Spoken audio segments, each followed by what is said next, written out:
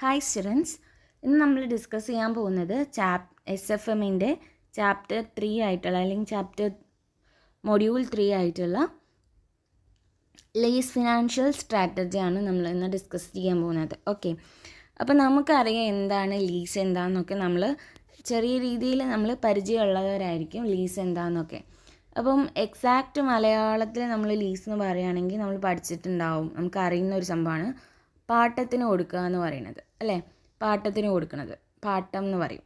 അപ്പം പാട്ടത്തിൻ്റെ സിസ്റ്റം എങ്ങനെയാണ്? ഇപ്പോൾ പാട്ടത്തിന് സാധാ ഭൂമിയാണ് കൊടുക്കാറ്, അല്ലേ? ഇപ്പം കർഷകർക്കൊക്കെ ജന്മിമാർ എന്ത് ചെയ്യാണ്, ലാൻഡ് പാട്ടത്തിന് കൊടുക്കും. ഇപ്പം ഒരു ഭൂമിയുടെ ഓണർ എന്ത് ചെയ്യാണ്, അയാളുടെ ലാൻഡ് ഫാമേഴ്സിന് എന്ത് ചെയ്യും, ഇങ്ങനെ പാട്ടത്തിന് കൊടുത്തിട്ട് ഫാമേഴ്സ് അതിൽ നിന്ന് കിട്ടുന്ന വരുമാനത്തിൽ കുറച്ച് എന്ത് ചെയ്യും, ഇവർക്ക് അതായത് ഓണേഴ്സിന് കൊടുക്കുകയും ചെയ്യും. ഇത് ഈ ഒരു പ്രൊസീജിയറാണ് എന്ത്, പാട്ടത്തിന് കൊടുക്കില്ല, അല്ലേ? അപ്പോൾ നമ്മൾ ഈ ഒരു പ്രൊസീജിയറിൽ എന്ത് ചെയ്യുന്നില്ല, ഈ ലാൻഡിൻ്റെ ഓണർ ഒരിക്കലും തന്നെ ലാൻഡിൻ്റെ ഓണർഷിപ്പ് എന്ത് ചെയ്യുന്നില്ല, ഫാർമറിന് എഴുതി കൊടുക്കണില്ല, ഇല്ലല്ലോ.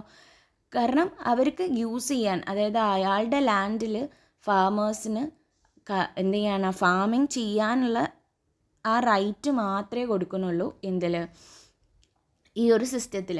ഇങ്ങനെ തന്നെയാണ് നമ്മുടെ ഫിനാൻഷ്യൽ മാനേജ്മെൻറ്റിൽ ലീസിങ് കൺസെപ്റ്റ് എന്ന് പറയുന്നതും. ഏകദേശം അങ്ങനെ തന്നെയാണ്, ഏകദേശമല്ല പക്ക അങ്ങനെ തന്നെയാണെന്ന് നമുക്ക് പറയാം.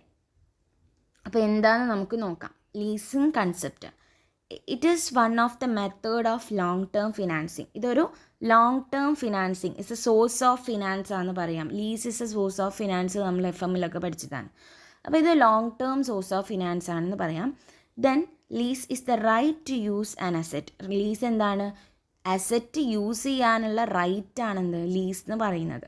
ഇനി വേറൊരു തരത്തിൽ നമ്മൾ ലീസിനെ പറയുകയാണെങ്കിൽ, it is a contract which one party grant the use of asset to another party for periodic rental payment. അതായത് എന്ത് ചെയ്യാണ്, വൺ പാർട്ടി, അതായത് ഓണറാണ് ആ പാർട്ടി എന്ന് പറയുന്നത്, അതായത് ആ അസെറ്റിൻ്റെ ഓണർ അദ്ദേഹം എന്ത് ചെയ്യുന്നു, വേറൊരു പാർട്ടിക്ക് അയാളുടെ അസെറ്റ് യൂസ് ചെയ്യാനുള്ള പെർമിഷൻ ഗ്രാൻഡ് ചെയ്യും. ഓക്കെ, പക്ഷേ അവിടെ എന്തുണ്ടായിരിക്കണം, ദർ ഇസ് എ കൺസിഡറേഷൻ ഉണ്ടായിരിക്കണം, പീരിയോഡിക്കൽ റെൻ്റൽ പേയ്മെൻറ്റ്. അതായത് ഓണർ യൂസർക്ക് കൊടുക്കുമ്പം യൂസർ തിരിച്ചെന്ത് ചെയ്യണം, അതിന് റെൻറ്റ് കൊടുക്കണം. ഓക്കെ, അങ്ങനെ ആ ഒരു കൺസിഡറേഷനും കൂടി ഉണ്ടാകുമ്പോൾ മാത്രമേ ഉള്ളൂ ഇതൊരു ലീസിങ് കോൺട്രാക്റ്റ് ആവുള്ളൂ. കോൺട്രാക്റ്റിൽ കൺസിഡറേഷൻ നിർബന്ധമാണെന്ന് നമ്മൾ എന്ത് ചെയ്തിട്ടുണ്ട്, BCom ബിസിനസ് റെഗുലേഷൻസിലൊക്കെ നമ്മൾ പഠിച്ചിട്ടുണ്ട്. ഓക്കെ, അപ്പം നമ്മൾ ഫസ്റ്റ് പാർട്ടീനെ നമ്മൾ ഓണർ എന്നാണ് പറയുക. അതായത് ലാൻഡിൻ്റെ അല്ലെങ്കിൽ ഏതൊരു അസറ്റിൻ്റെ ഓണറിനെ പറയുന്നത് നമ്മൾ അതാണ് ഓണർ എന്ന് പറയുന്നത്. ദെൻ അത് ആർക്കാണോ കൊടുക്കുന്നത്, അത് യൂസ് ചെയ്യാൻ വേണ്ടി മറ്റൊരു പാർട്ടിക്ക് കൊടുക്കുന്നുണ്ട്, അദ്ദേഹത്തെ നമ്മൾ യൂസർ എന്നാണ് പറയുക, user of the asset. Then user എന്ത് ചെയ്യാണ്, ഓണർക്ക് കൊടുക്കുന്ന ആ പേയ്മെൻറ്റ്, പീരിയോഡിക്കൽ റെൻ്റൽ പേയ്മെൻറ്റിന് നമ്മൾ കൺസിഡറേഷൻ എന്നാണ് പറയുന്നത്. ഓക്കെ, അപ്പോൾ ഇതാണ് ലീസിങ്ങിൻ്റെ ഫസ്റ്റ് ആയിട്ട് കുറച്ച് പറയാനുള്ളത്. ദെൻ നമ്മൾ ലീസിങ്ങിലേക്ക് വരികയാണെങ്കിൽ, ലീസിങ് ഇസ് എ കോൺട്രാക്റ്റ് ആണെന്ന് പറഞ്ഞു. അപ്പം leasing is a contract between 2 പാർട്ടീസാണ്. 2 പാർട്ടീസാണ് ലീസിങ് കോൺട്രാക്റ്റിൽ ഉണ്ടാവുക. First one is lessor and രണ്ടാമത്തേത് ലെസ്സിയാണ്. ലെസ്സറും ലെസ്സിയും. ഓക്കെ, അപ്പോൾ ലെസ്സറും ലെസ്സിയും ആരാണെന്നാണ് നമ്മൾ നോക്കുന്നത്. ലെസ്സർ എന്ന് പറഞ്ഞാൽ എന്താണ്, the owner of the asset. അസറ്റിൻ്റെ ഓണറിനെ പറയുന്ന പേരാണ് ലെസ്സർ എന്ന് പറയുന്നത്. ലെസ്സർ ആരാവാം, ഒരു ലീസിങ് കമ്പനി ആവാം, എന്ത്, lessor. Then the user of the asset is called lessee. User, ആ അസെറ്റ് യൂസ് ചെയ്യുന്ന ആളെ നമ്മൾ ലെസ്സി എന്നാണ് പറയുക. Then the consideration in lease is called lease rental എന്ന് പറയും. ഓക്കെ, നമ്മൾ ഈ ലീസിങ് കോൺട്രാക്റ്റിൽ ഉണ്ടാകുന്ന ആ കൺസിഡറേഷനെ നമ്മൾ പറയുന്നത് ലീസ് റെൻ്റൽ എന്നാണ്. അപ്പോൾ എത്ര പാർട്ടീസാണുള്ളത്, 2 പാർട്ടീസാണുള്ളത്, ലെസ്സർ ആൻഡ് ലെസ്സി. അപ്പോൾ നമുക്ക് ഒരു തരത്തിലും കൂടി ലീസിനെ ഡിഫൈൻ ചെയ്യാൻ, എന്താണ്, it is the contract in which lessor grant the use of asset to another party. Another പാർട്ടിക്ക് പകരം ആരാണ്, ലെസ്സിയാണ് വരിക, for the lease rental. Okay, അപ്പോൾ it is a contract between 2 parties, that is lessor and lessee. Okay, ഇത്രയും കാര്യങ്ങൾ clear ആണ്. Then നമ്മൾ ഇത് ഓൾറെഡി ഡിസ്കസ് ചെയ്തതാണ്. ഇനി എന്താണ്, in lease the lessor pass the possession of the asset, the ownership is not transformed. ഇവിടെ എന്താണ്, ലീസിൽ നമ്മൾ എന്താണ് ചെയ്യുന്നത്, ലെസർ ആ അസറ്റിൻ്റെ പൊസഷൻ മാത്രമേ എന്ത് ചെയ്യുന്നുള്ളൂ, കൊടുക്കുന്നുള്ളൂ. ഓണർഷിപ്പ് ഒരിക്കലും തന്നെ ട്രാൻസ്ഫർ ചെയ്യുന്നില്ല. ഓക്കെ, ലാൻഡ് എന്ത് ചെയ്യാണ്, അല്ലെങ്കിൽ അസറ്റ് എന്ത് ചെയ്യാണ്, യൂസ് ചെയ്യാനുള്ള ആ റൈറ്റ് മാത്രമേ ഉള്ളൂ ലെസ്സിക്ക് കൊടുക്കുള്ളൂ. ലെസർ അതിൻ്റെ ഓണർഷിപ്പ് ഒരിക്കലും തന്നെ ലെസ്സിക്ക് കൊടുക്കില്ല. പകരം എന്താണ്, ലെസ്സി ആ യൂസ് ചെയ്യുന്നതിനുള്ള ലീസ് റെൻറ്റിൽ എന്ത് ചെയ്യും, ലെസർക്ക് കൊടുക്കുകയാണ് ചെയ്യുന്നത്.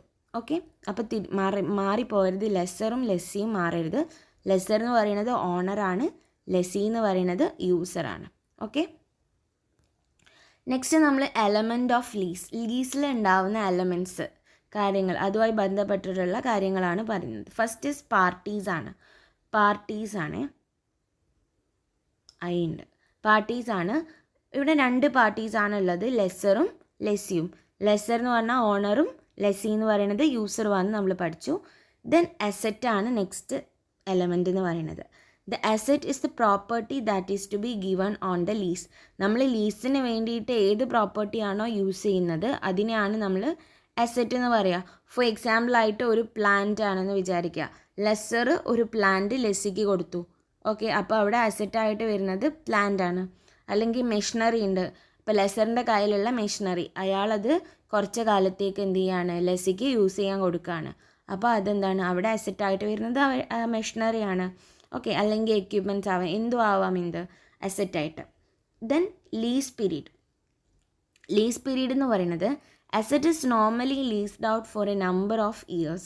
Okay, this will be specified in a lease agreement. This time period is known as lease period. അതായത് നമ്മൾ ലീസ് എന്ന് പറയുന്നത് കോൺട്രാക്റ്റ് ആണെന്ന് പറഞ്ഞു. അപ്പോൾ കോൺട്രാക്റ്റ് ഉണ്ടാവണമെങ്കിൽ ലെസറും ലെസ്സിയും തമ്മിലൊരു എഗ്രിമെൻറ്റ് ഉണ്ടാക്കണം. അപ്പോൾ ആ എഗ്രിമെൻറ്റിലായിരിക്കും എല്ലാ കാര്യങ്ങളും പറഞ്ഞിട്ടുണ്ടാവുക. ലീസ് ഇത്ര കാലത്തേക്കുള്ളതായിരിക്കും. ഓക്കെ, ഇപ്പോൾ 2 ഇയറിലേക്കാണ് ലീസെങ്കിൽ ആ എഗ്രിമെൻറ്റിൽ സ്പെസിഫൈ ചെയ്തിട്ടുള്ള ആ ഒരു ഡേറ്റ് ഉണ്ട്, ലീസ് പീരീഡ് എത്രയാണെന്നുള്ളത്. അതുതന്നെയാണ് നമ്മൾ ലീസ് പീരീഡ് എന്ന് പറയുന്നത്. ഒരു അസറ്റ് യൂസ് ചെയ്യുന്നത്, ലെസർ ഇന്ന അസറ്റ് ലെസ്സിക്ക് 2 വർഷത്തേക്ക് യൂസ് ചെയ്യാൻ കൊടുക്കുകയാണെന്ന് പറഞ്ഞിട്ടുള്ള ഒരു എഗ്രിമെൻ്റ് ഉണ്ടാക്കും.